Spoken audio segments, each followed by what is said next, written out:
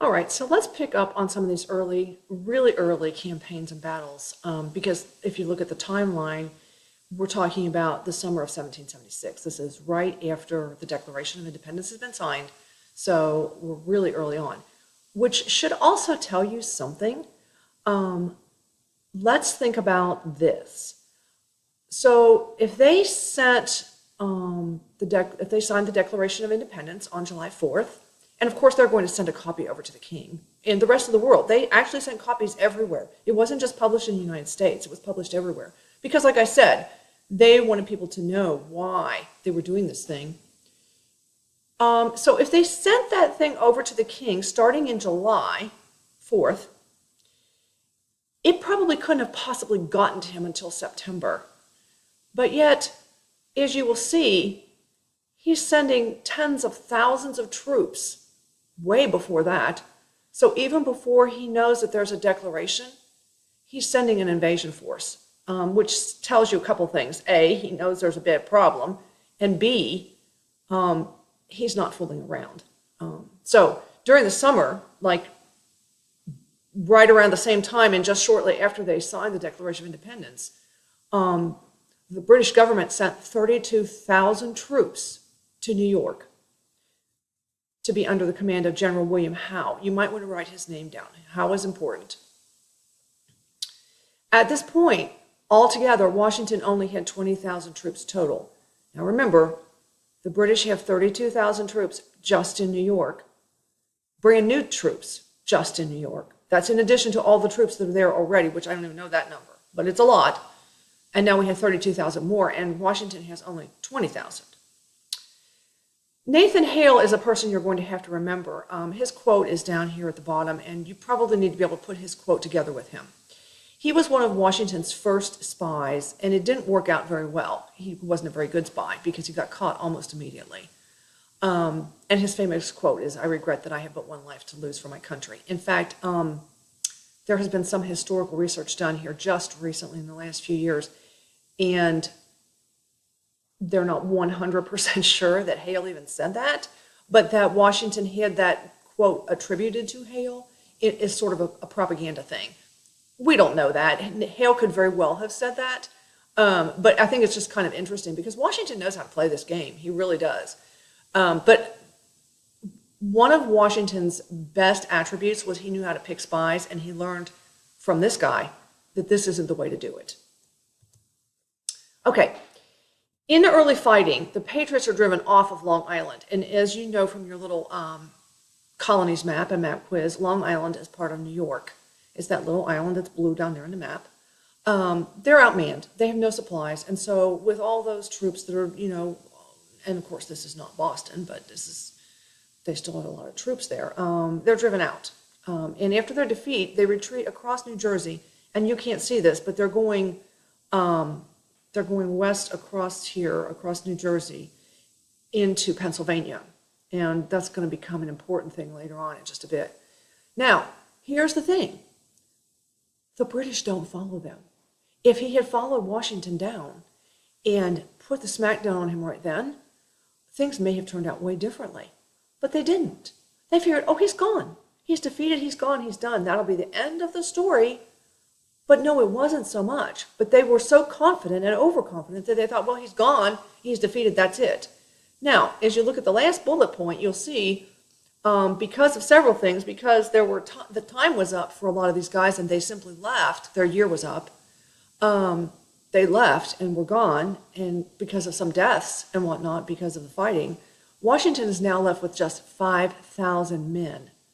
Let's remember the numbers. The British have just flooded 32,000 into just the New England area.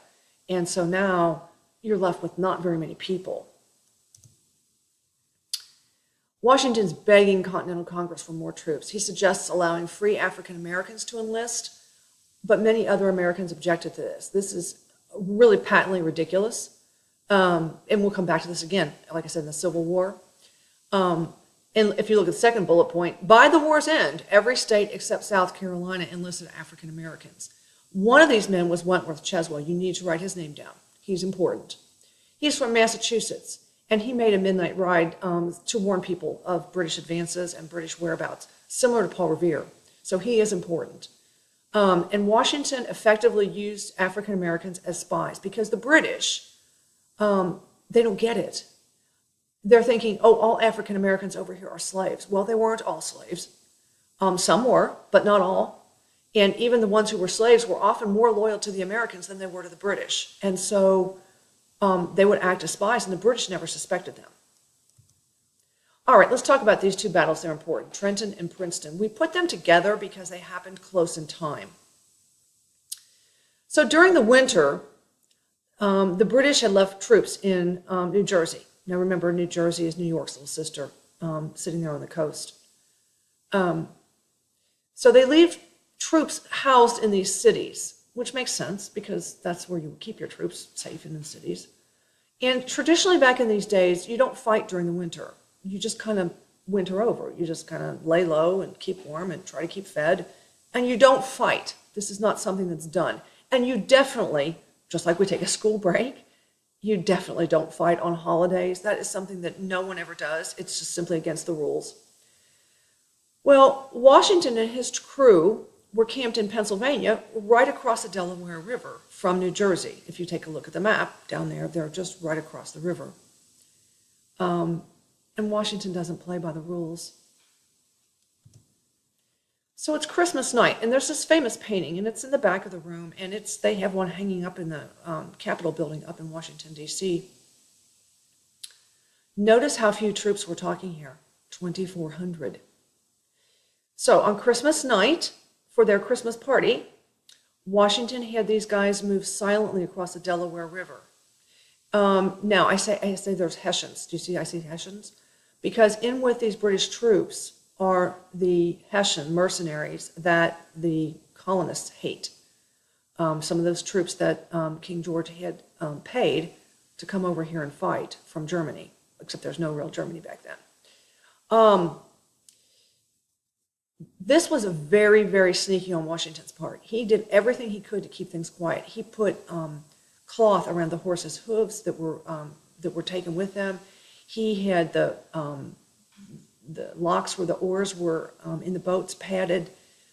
People were just on silence. I mean, it was to his great good luck that fog rolled in during the night. And so you couldn't see a thing. You know how fog is sometimes around here where you can hardly drive your car. That's the kind of fog that rolled in. And Washington was a very religious man. He decided that it was God's will to bring the fog to help cover their advances, which, you know, for Washington, that's what works good. And he delivers a crushing defeat on the soldiers encamped at Princeton, and he sends them running. And he doesn't stop there. And see, here's the other thing. These people have been celebrating Christmas too. They have been having their Christmas dinner, they've been drinking their beer, they were all having a party. Having a battle was the last thing on their mind, and then all of a sudden, here are these colonial troops, and they're fighting on Christmas night. It was something you just didn't do. All right, so let's talk a little bit about British strategy. Overall, British strategy, and this is something you should write down and take note of because this is something that's going to be tested. They want to control port cities, and that makes perfect sense. If you control the ports, you're going to control traffic in and out, you're going to control trade. This is a big deal. Control port cities like New York, Boston, Philadelphia, and Charleston, control those. Control the Hudson River, I've got a map down there. That's going to cut off New England from the rest of the colonies. They felt that they simply had more men, money, and material, which overwhelmed the sad sack colonial forces. They don't count on the colonists being so dug in, and it's just not going to work for them. Battle of Saratoga is the turning point battle. You need to know that one for sure. You need to write these names down, St. Ledger and Burgoyne. They're supposed to meet up and capture in Philadelphia, but Burgoyne is so overconfident, like so many of the British generals.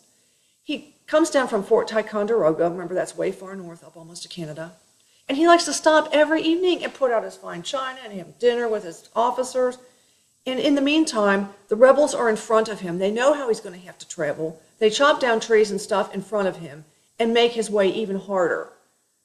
Of course, it's not very bright for him to stop every night like that. Like I said, the Patriots are doing everything they can to slow progress. So needless to say, Burgoyne does not meet up with St. Ledger like he's supposed to. And on October 7th, they made a desperate attempt to attack the Patriots, but they capture his army. And so it's a huge defeat. Battle of Saratoga, turning point battle.